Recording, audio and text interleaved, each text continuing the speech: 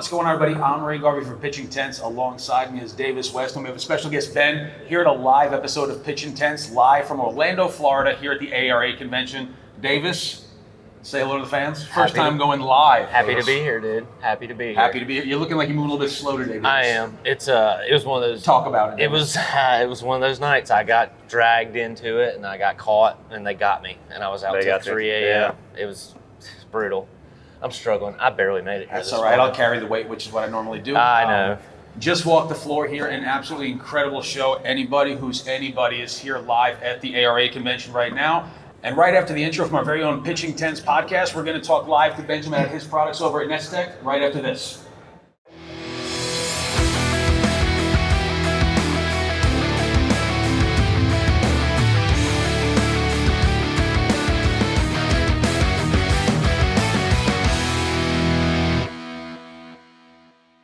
And we're back. Welcome to the live episode of the Pitching Tents podcast here in Orlando, Florida. I'm going to kick it over to my friend Davis West, Inside Senior Technical Solutions Specialist at TopTec, basically a man who knows everything there is to know about anything about tents.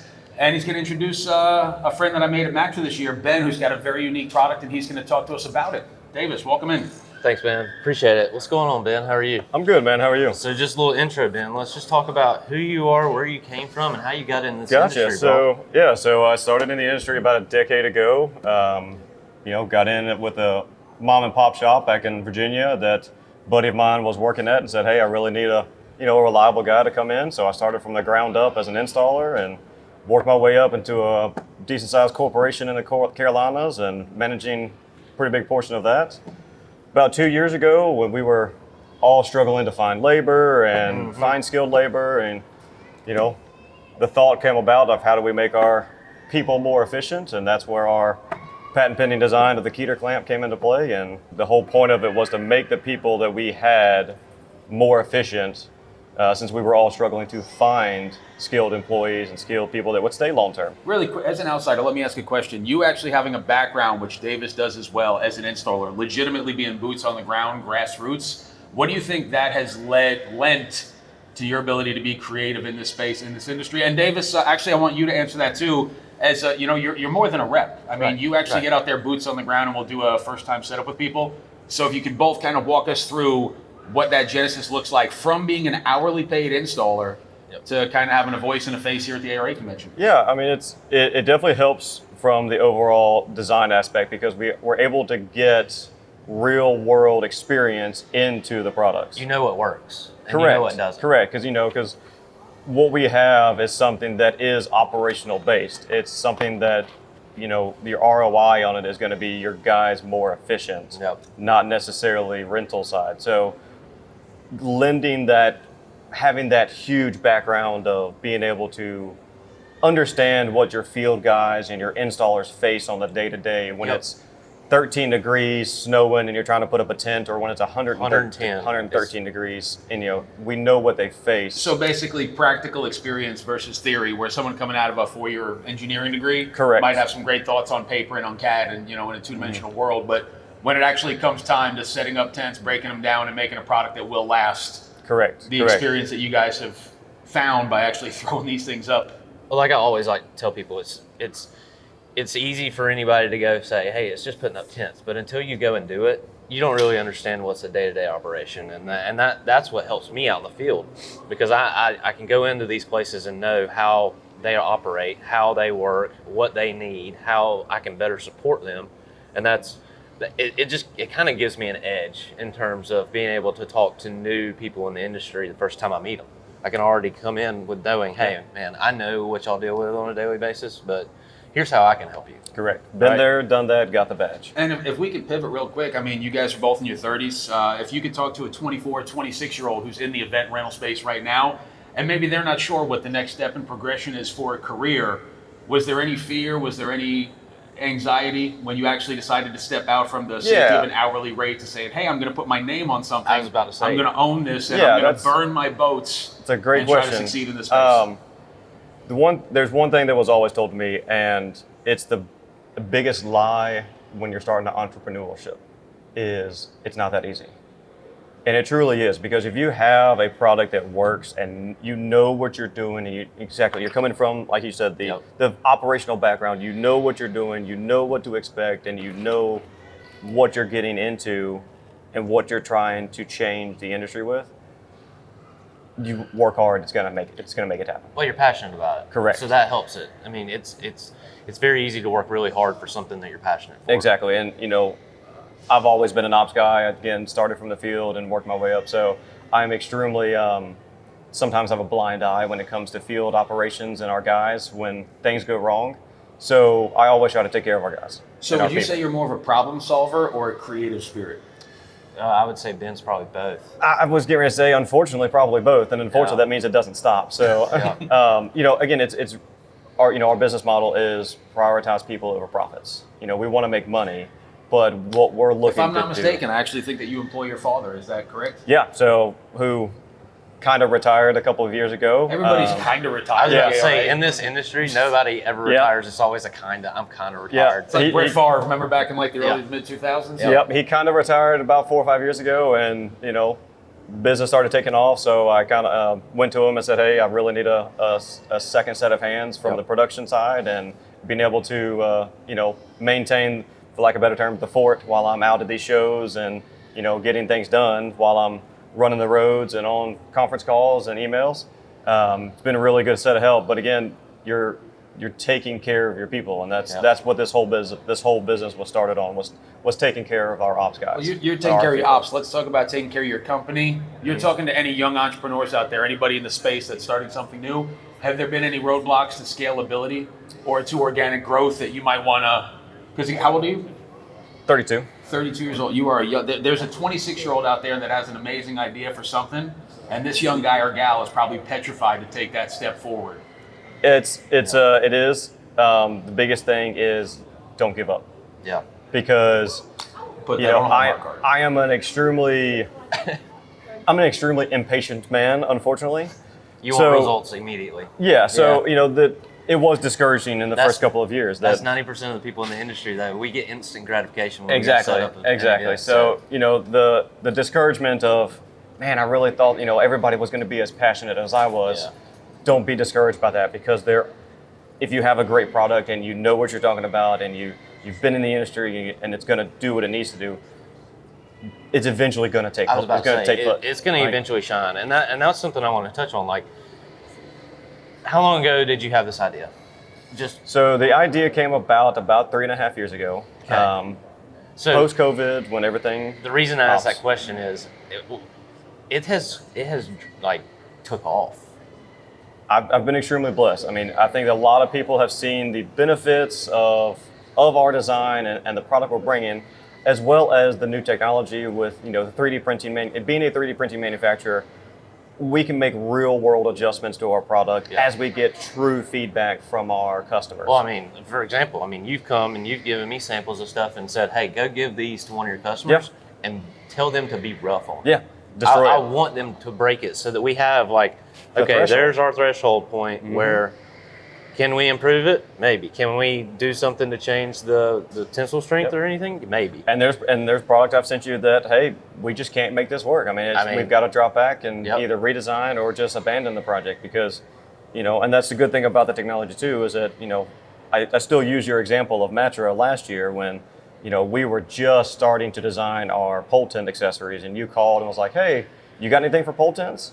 Well, we do, actually. Yeah. It's in, extremely beta, and, we designed that fire extinguisher. We brought that fire extinguisher holders for you, and they were great. They worked out really well, and now we've learned some things. Rendition of it right here, isn't it? Yeah, so, we've made revisions, again, gotten that real world feedback of, hey, this works really well, this doesn't work, this needs to be adjusted, can we make this change? And getting that real world feedback from true boots on the ground installers to be able to make their lives easier. Well, if you're not revising it, you're really not doing your job anyways. Correct. Because everything's adaptable. Yeah. Right? Everything can be improved in some way or fashion. In some way, shape, or form. Right. So stagnation is the death of a company. Yeah.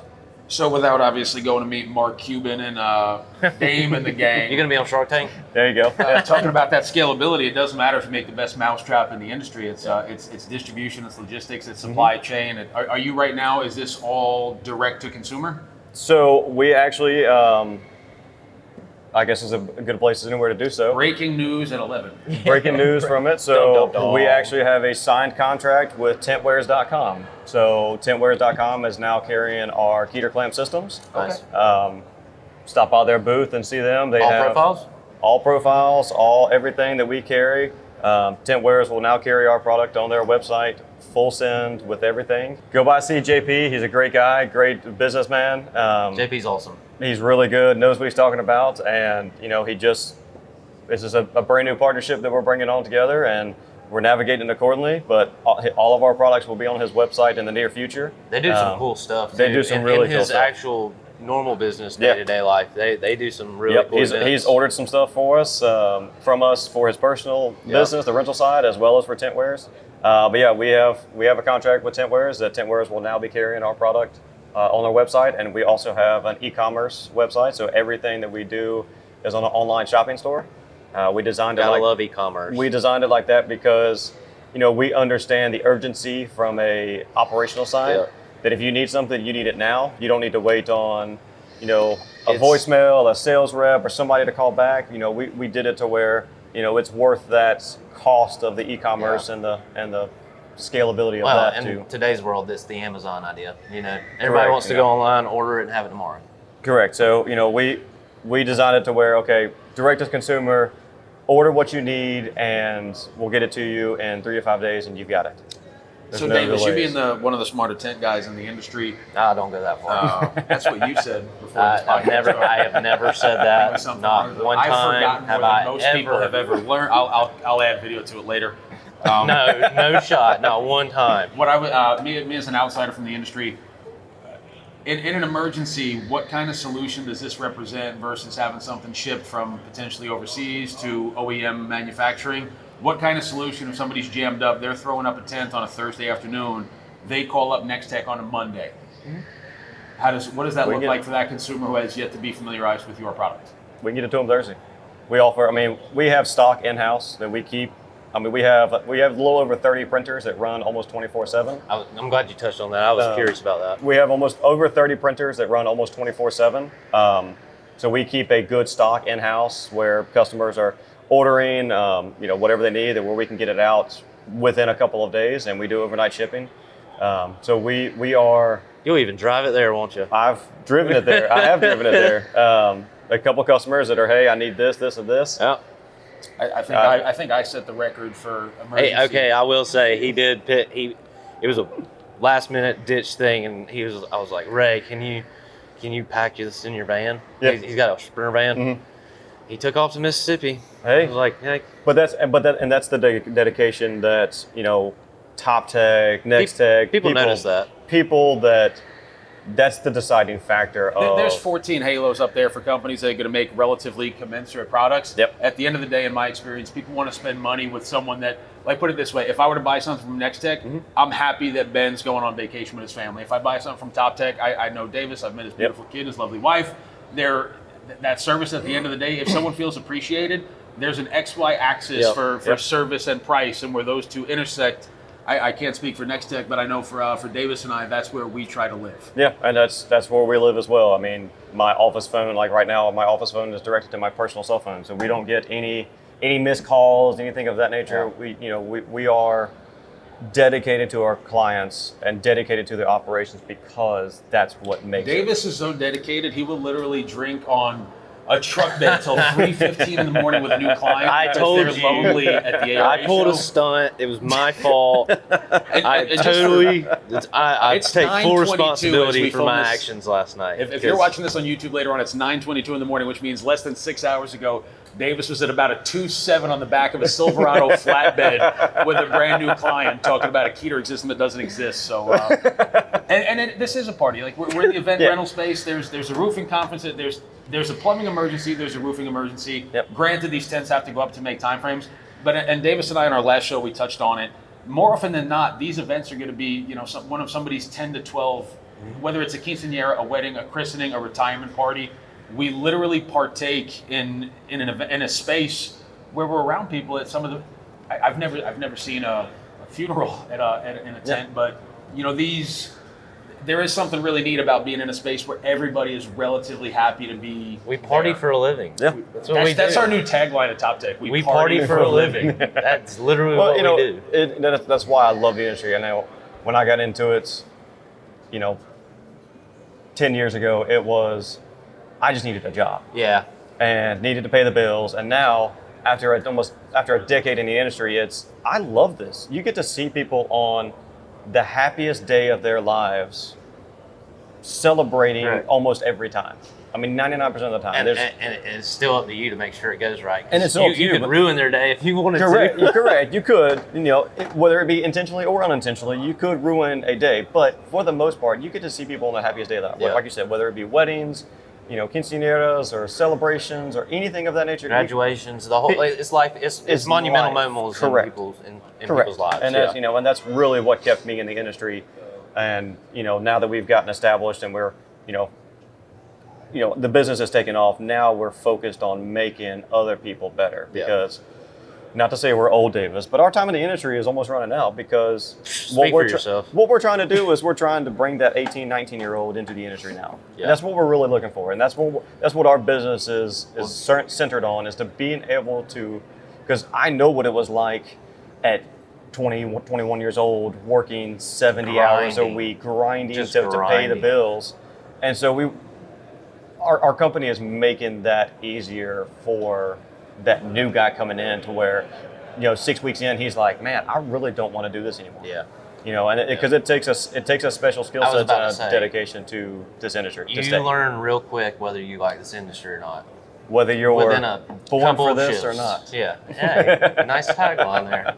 Born for this. Do you like this industry, Dave? Oh yeah. Depends on the day when I ask you. Depends on what time it is and what I did last night. But yeah, no, I love this industry. I left it for 2 months. You know that. Mm-hmm. I left the industry for 2 months, and it was the longest 2 months of my life. Like every day I woke up, and I would text Brian every day. Brian Bolt, when he was at TopTec, I would text him every day, like, "Hey, what's going out this week?" Yeah, I couldn't help myself. What are you doing this week? So, and you brought up a good thing too. This quinceañeras, this weddings, and like the outdoor event space from concerts. I know we have a friend over at Bill Jackson. She does some of the flooring. As brick and mortar starts to fail, like the outdoor space. I'm kind of the new guy on the block. I'm seeing so many more pathways to the usage for these types of farmers markets seem to be springing up everywhere. We have the Sierra High Peak. There's certain models that might actually work in that capacity. Yep. So as brick and mortar fails, I almost see that there's more space for the tent industry to actually kind of gobble up some of that retail. Instead of brick and mortar, you can call it steel and vinyl. Yeah, we see that as well on the rental side, is that it's, we're seeing a lot more of these venues that have been there for 30 years plus that are either the owners are retiring and nobody wants to buy them, or they're just not making it and they're, closing their doors, to where, okay, again, where is this wedding going to happen now? Is it going to happen at a venue that's been there or may or not close in the next year or two? Or do we want to go with a tent company that we know the tent's going to be there? Yeah. So since we have you on, we have to pivot, and we have to let you talk about what's sitting in front of me. What do you do? What do you print? The people that don't know, haven't heard of NexTech, so what exactly is it? So NexTech Tenting is the premier 3D printing manufacturer of the rental industry. We print our patent pending design called the Keder Clamp. So our product essentially is eliminating the zip ties for Keder systems, so Keder tents, so TopTec, Olympic, Rainier, all of these major Keder tents, as well as eliminated zip ties and pole tents. We have an entire pole tent line. That's a game changer too. That should eliminate the zip tie for your day-to-day use. Look, we know we're never going to eliminate it, but we are going to drastically decrease the amount of zip ties that companies have to use on a day-to-day basis, because our products are more consistent. They're, the look of them is more consistent. You don't have to worry about. I was about to say, you can print colors. We do all the colors. Aesthetically more pleasing than zip tie. We do, everything from tent frame gray to fire safety red to the mahogany to white to black to timber track. Like I was there's about to say a whole, testing the waters on the timber stuff. Yeah, we just kind of brought this our new color for the timber colors to thing, and I mean I think it worked pretty well yesterday when you and I were testing it and looking It's at it at very, your very tent. close So for sure. Like Yep. you'll have that color dialed in within the next couple weeks, I would say. come see their timber color at it's TopTec nice. booth. It looks It looks really good. It looks really good. So, but the whole point of us and our company is twofold. One, to eliminate the zip tie. Yeah. Like, we got to get better as an industry. We're better than this. Like, we can't continue to do duct tape, zip ties, and odd and end BS. This is the first time there's been another option, really. Exactly. And it's ironic you said that because I had a phone call from a new customer who I'd never worked with before, but he went to a rental store that is a customer of ours on their way to the ARA Show. Called and said, "You're the first time we've seen something patent pending in the industry in years." Huh. And I was like, I have never really thought about that because, great products in the industry, but it's all stuff that was so good that you can't really improve on it. It's kind of been the same stuff, and you can't really improve on it. Correct. So it just stays in the industry. There's no. So his comment was, "You're the first patent pending product that we've seen in a long time." And I was like, and now, how which long made have sense. y'all been? How long have you been doing this? So we've been in business for just over 2 years. Okay. The design has been, I truly started this. You doing all the designs yourself? I do all the designs myself. I have I wouldn't say engineering, but a hobby of an engineering background. So Okay. You got long hair from South Carolina. There's an engineer in every guy from the backcountry, man. so I've always had a hobby from 3D printing. I own a farm in Virginia, and we always 3D printed parts for our tractors that would break and stuff of that nature that we did. So you were doing this before? Yeah, so Okay. as a hobby before, and then I really started playing around with the designs and the ideas and helping our guys in the field be more efficient. And the real pivot point was we had another vendor that saw some of a lighting company that came into one of our tents during the rental side and said, "Hey, where'd you get these brackets from?" And this was before the business started. I was about to say, when was the aha moment that you realized this could actually be? Yeah, and that was this it. is gonna work. That was it because the lighting company came in and said, "Hey, we're running these string lights through this tent. Where'd you get those lights where'd you get those brackets holding the chandeliers?" I was like, "Well, we make them in house." But are you interested in Yeah, it? he was like, "What would it take to get some?" I was like, "Well, I'll make you some." And that's $3 million. $1 billion. And so that's where the aha moment came in. It's like, okay, this actually might be something. Like it was truly a design that was made for my guys to make my guys better in the field to help make their lives easier. Because the number one complaint I had from the guys was, "Hey, what can I do to help you? Yeah. Can we not do accessories?" That was the exact words. Can we that came just out. do tents? Can we just do tents? And so, okay, how do we get No. how do we make those accessories easier? And that was the thing. The zip ties were a pain, and we never wanted to do them, and duct tape everywhere. And so we got to the point that, okay, maybe this is something that everybody can benefit from. So, now we took it to market, and we debuted at Matra in 24. The rest is history. So is it fair to say that the outdoor event space as a whole, like the game, is being elevated across every single facet of the industry, and piecework and patchwork is no longer... I truly think so. I think we've seen a lot of people, with ARA doing their training, really focusing and honing in on the tent training aspect. That's huge now. I really think that we're getting to the point in the industry that we're at a good pivot point. Yeah. People are either going to get on board, or I think some of these rental companies that are just not up to the standards are going to start seeing the. Well, I'm talking more from the end user, like they're starting to, they have the expectations that an outdoor tent wedding is going to have every single luxury and every single piece of perfection that an indoor, a traditional venue might have. Yeah, and I think the ARA and the industry is trying to push that as well, to where we're elevating the standards for our customers at the end game to say, hey, this is the standard now. We're providing standards. We're providing standards, exactly. That's the change I've seen. Everybody has had their own way of doing things, and now, you got Matra, ARA, ATA that have come together, and they're providing like training classes now. Correct. I mean, going as far as getting an actual certificate that's recognized, saying that you're a certified tent installer. A certified training course is phenomenal. And do you see any pivot points, or do you see anywhere else that you could take the what you've been doing to try to grow NexTech? Is there a Yes, a 5-year plan? Yeah, so we've been talking with ARA and a couple of their people that, in a long term, we really want to have a true training facility to where we can have TopTec come in every single February, TopTec's doing school, every single March, Lossberger's doing a school, to where it's a more consistent training schedule. So where we can shop kind of thing. Exactly. Yeah. A state-of-the-art training facility, 50 people can come in with plenty of land to do, to actually set up Lossberger tents and structures and big sale costs to get that real world training for these 18, 19, 20-year-olds coming in before they get trial by fire. Yeah, I was about to say, in the days of YouTube and everything, you can watch YouTube and see how to do everything on there. It's a great placeholder, but there's still nothing. It's a great foundation, exactly, but you got to get your hands on. You can't put anything past actually putting your hands on it and actually doing it with an installer, right? Correct. We're in one of the few industries that I don't see AI or tech really taking over. Somebody setting a poll. It's we have the T-Rex at our booth that we're going to show that. There's a few things that can mitigate and maybe work to make things easier. Yeah. But we're in an industry where I don't think you can ever automate, somebody putting together lace lines. Correct. So it's anyone who's 18, 19, and that's a shot at John, by the way. Don't miss a lace line, John. Yeah. John. Inside joke, John. John. That was twin pole goes up, and we're like, oops, we missed one. Yeah, literally, it was almost up, and I was like, you gotta be kidding me. So I mean, if somebody works in cybersecurity, they could have a degree that's 5-6 years old, and they're already they're being phased out of what they're doing.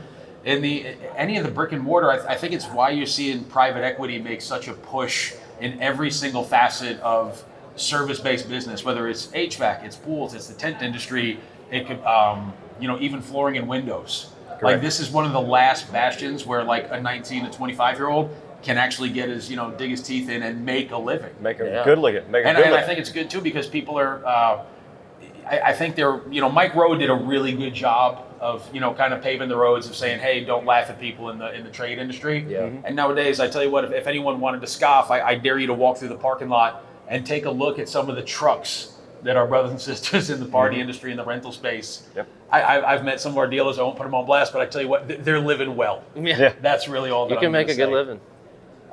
Absolutely. And I've seen it firsthand. And anyone who's watching this right now, if you are 19, 20, 21, and you're only an installer saying, hey, is this all that there's ever going to be? Is there not a pivot point for me? You could be 32 and basically be the face and voice of one of the leading companies in an industry, or you could have the entrepreneurial spirit to create something that's never been invented before and wind up being in here in a podcast that 72 people are going to watch eventually. Yep. 7,200 people. There you go. 7,200. That's what we're pushing for. Yeah, 7,200. We have to have fun. And, it's cool. I'm a couple of years older than both of you, but to watching. Easy now. You want to compare hairline? You're an interesting guy, man. It sounds like the creativity was there, and you basically had to catch up with the business acumen. And when a defining moment came along, and a lot of people just they sit back and watch life passing by. It looks like you were able to grasp the sound cheesy the lifetime of an opportunity, the opportunity of a lifetime within the lifetime of the opportunity. And I can speak for myself and my cohorts over at TopTec, man. I wish you absolutely nothing but the best. And for sure. I hope that you remember the little guys when. And obviously, this. All of the manufacturers have been nothing but helpful. Yeah, all these this whole manufacturers process, have been extremely helpful and which is a crazy understanding. thing about this industry. Exactly. Everybody loves to help everybody. That's and what I love. It's been a really good welcome. Being the new kid on the block, it's been a really good welcome. So we're definitely looking forward to the future. First ARA too, right? First ARA, we are debuting here at ARA. So What's your booth number? booth number is 2933. Come see him. We're right 2933 if you're watching this. You're the right event's still behind going us. I on. was say right behind TopTec. You gotta walk by me to see you. So. Yeah, you're right. So we'll be there all day, Monday, Tuesday, Wednesday. So come see us. We'll have some show specials and new product lines and things of that nature. So definitely looking forward to seeing everybody there. Yeah. Closing thoughts, Davis? No, I think I'm gonna go take a nap. That's my boy hit it hard last night. Again, I'm Ray. This is Davis. We had our guest Ben, but thanks for tuning in. This is my second time doing the show with Davis. Until next time, hit the like, smash subscribe. Don't forget to sign up for all future content, and we'll see you at the show. We're out. Later, taters.